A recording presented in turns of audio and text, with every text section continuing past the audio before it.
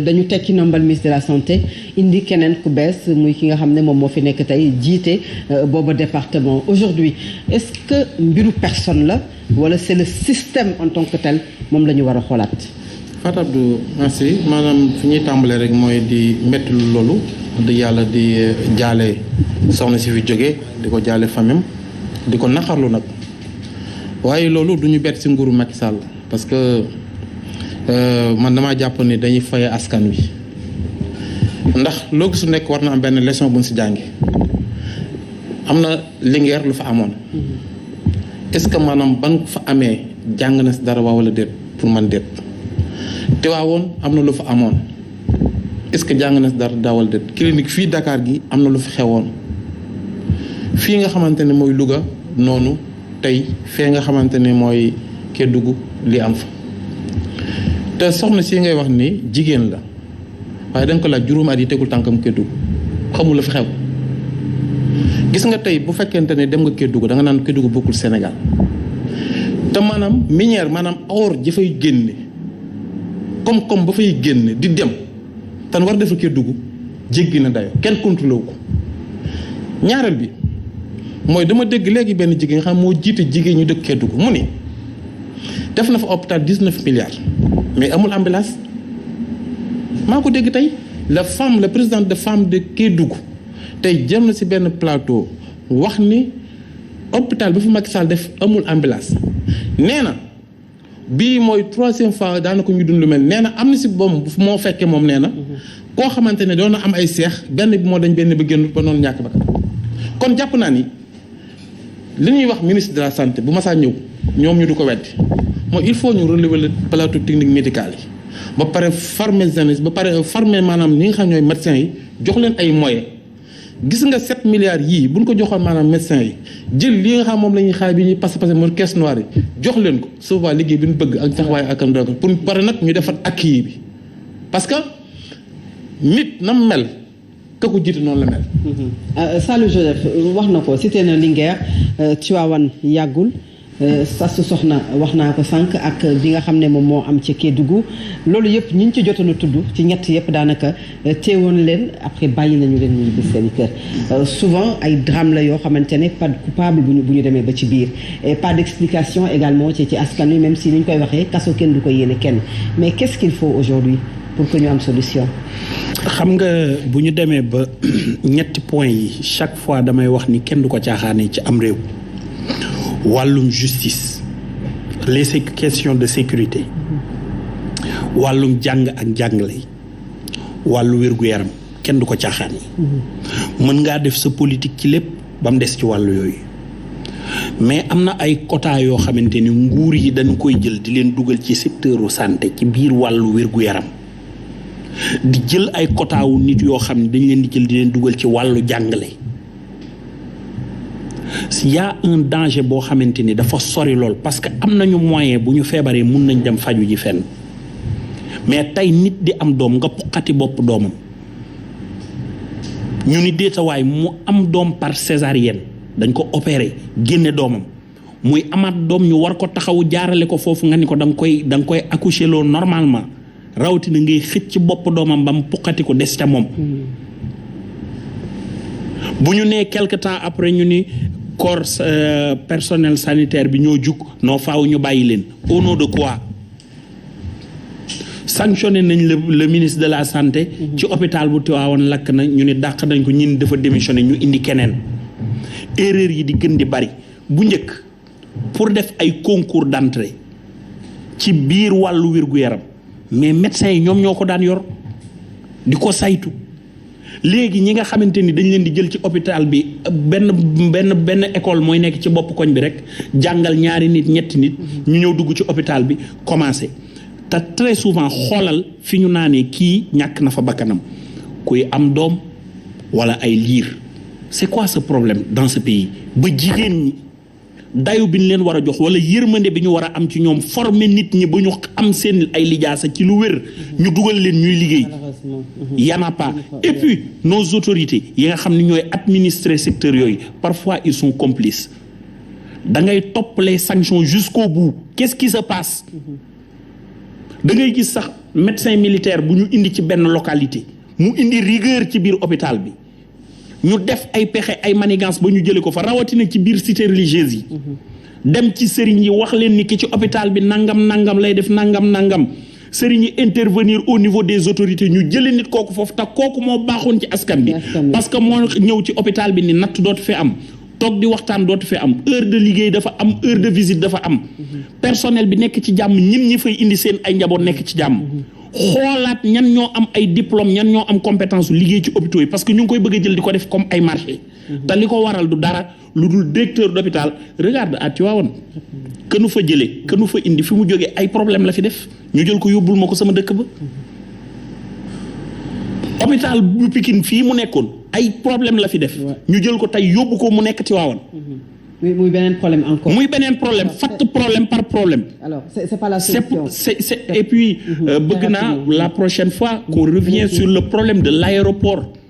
Parce que le corpus là les investisseurs prestataires de l'aéroport ont un problème. dinañ ci ñëw Saliou la prise en charge des malades moom moo amaat nii parce que kii dem hôpital yaakaar ne dina am pexe faf yàlla mu génn façon bakkan mu ngi bëgg a bari Omar Faye. xam nga la mooy problème bi cette forte dose du recrutement du personnel. On recrute des militants et c'est ça le malheur dans tous les secteurs, que ça soit la santé, que ça soit l'éducation et tant d'autres. c'est loolu la ñu war a bàyyi dafa am secteur yoo xamante ni kenn du ko politiser da ngay gis ku tekkul dara militant ñu xëy suba yóbbu la santé bi yóbbu la Dantec wala yóbbu la ci yenn structure sanitaire nga xëy suba ñu jël la yóbbu la ci école yi ne formé def la formation quelques jours dem na dama jàng loolu moo fi am moo indi conséquences yi yëpp tey xam nga ni kii ñi ko def yow leer na ñii du ñu sax bala mbedd dañu xëy rek dugg na dans les structures parce que mënu ne lii am nii c'est inhumain c'est inacceptable c'est-à-dire que même boo tabaxoon ay hôpitaux de dernière génération conditions yi ñuy gérer malade yi ak loo mënti def gars yi du ñu gis loolu duñu ko gis parce que d'abord structure sanitaire c'est le personnel. Tu ne peux pas aller en France aux États-Unis ou ailleurs nga xam ne boo dugg see rek wér nga ndax ni ñu lay accueillir da nga naan sax yow médecin bi wala infirmier bi da la bëgg parce que parce que dañuy formé que ce soit les médecins les docteurs ou les infirmiers ils ont été formés. mais ñun boo dugg see rek la ngay xalaat mooy malaakal mootu ñëw na. alors non c'est ça c'est grave. c'est grave Serigne Saliou franchement. situation bi ñu dundaat encore un autre drame ci li nga xam ne am na Kédougou. bi affaire bi xewee Louga ba soxna soosu ñàkk si bakkanam on s'était posé la question à qui le tour malheureusement ça s'est tombé sur la dame de Kédougou. Ouais. parce que xam nga ñu waxoon loolu parce que système de santé Sénégal ni mu demee moo permettre pour l'instant que jigéen yi ak liir yi di mucc ci drame yu demee nii loolu daal député wax na ko nee na capital humain te loolu dafa bokk ci axe PSE capital humain malheureusement on n'a pas mis l'accent sur les ressources humaines parce que xamul toll ni santé bu fekkee na nga tabax hôpital de dernière génération mais il faut mu am contenu ci biir il ne sert à rien d'avoir de très beaux bâtiments alors que en réalité amul ñi nga xamante ñoo fa war a mën nekk pour mën a doxal liggéey bi et boo demee dans les zones les plus reculées problème mu personnel lañu njëkk a am médecins yi fa nekk ils sont extrêmement fatigués. gis nga moo tax drame yi nii di am nii lu ñuy naxarul mais gis nga aussi médecins yi souvent dinañ joxe ba gis nga docteur Thiandoum bii nii nga xam ne woon na hôpital Dantec. Babacar Thiandoum. dama waxtaan ak moom mu ne ma temps bi mu nekkee en tout cas je crois dans les zones presque frontalières. mu ne dama daan xëy 7 heures ba 22 heures di liggéey parce que tant que les malades ñu ngi ñëw. du ma mën wàcc. parce qu'ils le connaissent témoignal nañ ko loolu. moo ma wax loolu mu ne ma ba 22 heures mu ne dama daan xëy di liggéey nee na ma 8 heures laay xëy. ba 22 heures maa ngi liggéey parce que dafa am ñoo xam sax dañ doon jugee ci comment dire les pays de en tout cas frontaliers di ñëw di dugg si di ñëw di faju si. alors ñooñu nag condition yooyu tey bu dajaloo c'est-à-dire pour nga def sax benn erreur médicale. dafay yomb dafa yomb et c'est dommage que. Vraiment, ça s'est produit à Kédougou. À Kédougou, où on dit qu'il y a un hôpital vraiment neuf. mais malheureusement on se rend compte que y a un problème de personnel qui se pose vraiment daal ñi ngi jàllee ki nga xamante ne moo gaañule et puis nag di ñaan yàlla aussi que vraiment affaire bi mu yam fii quoi Serigne Saliou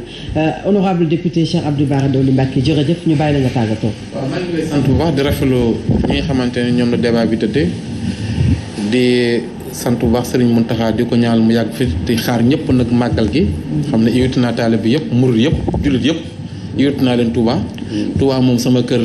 ñëw nga berneel ku ñëw rek maanaam moom ma berneel la bu desee une semaine bi set nag la ñuy rey incha allah bu màggale ba am ñetti fan tamit noonu lépp ñu def ko ci sant la Serigne Touba yàlla sama taxala di sant nag bu baax a baax suñu mag Serigne Habib Sy bu maam Abdoul Aziz Sy Dabakh fan yii gis naa mu taxawaay boo xam ne bu fi waajuram nekkoon taxawaay bi mel noonu lay taxaw mooy wax na si affaire Macky Sall si 3e mandat bi kilifa diine loolu lañ koy dee bu wax jotee da ngaa war a wax kon sëñ Habib na nga xam ne li Tiwaawoon wax moom la Touba wax moom la Njaasaan wax benn kilifa diine boo xam ne bëgg nga lu dul jàmm ci réew mi amul loolu nag li ko mën a maye mooy ni nga ko waxee na ko ñëpp waxee noonu te xamal Macky Sall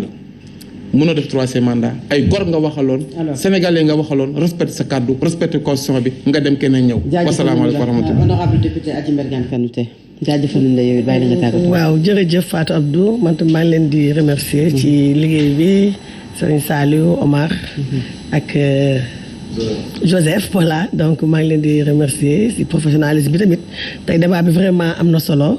donc di wax ne rek. askan bi ñuy seetaan nañuy bàyyi xel bu baax a baax ñiy wax dëgg ñu dul wax dëgg ñiy manipuler ak ñi nga xam ne askan moo leen tax a jóg. dañu am opposition boo xam ne day manipulation wala c'est day yëngu. maintenant nag assemblée nationale la ñu jàpp ne ñii di ñëw muy opposition parlementaire bu dee débat constructif la ñuy indi daañu fa fekk waaye bu ñu indee leneen tamit fekk ñu fa ñu mën sëkk taxawaay tayit askan moo tax a jóg Benno Bokk Yaakaar ci assemblée nationale. merci beaucoup honorable j'espère que dinañ am une assemblée nationale de rupture parce que ñëpp jooy nañu li ngeen def 12e ak 13e législature même si am na yu fa baax mais li fës ñu koy fësal saa su ne mooy xeex yeeg xuloo yi Serigne Saliou may leen ma ay moom sama benn boy bu jógee Espagne ñëw indil ma montre bi kañ Pape Kébé dëkk Kër Massar Pape tamit waaw Pape maa ngi lay remercier tamit wax dëgg yàlla il faut ma gërëm ko te yemul fii nag te yemul ci lii waaw yemul ci lii da cee boole enveloppe wax dëgg yàlla en tout cas yemul ci lii merci may leen ma ko sant yàlla bu baax a baax di jaajëfal ñëpp di sant honorable yi bu baax a baax jaajëf Ila Touba yow moom pare nga alors jaajëfal nañu leen bu baax a baax Oumar Faye leeral askan wi Saliou Joseph également chroniqueur Serigne Saliou Gueye également sunu naataango amoon mbégte dala leen sur le plateau le débat vraiment am na solo am nañu yaakaar it ne askan wi adopté nañu débat bi te it jëlee nañu ci njariñ honorable député Cheikh Abdou Bara Dolly Mbacké honorable député Adji Mbergane Kanouté et di profiter également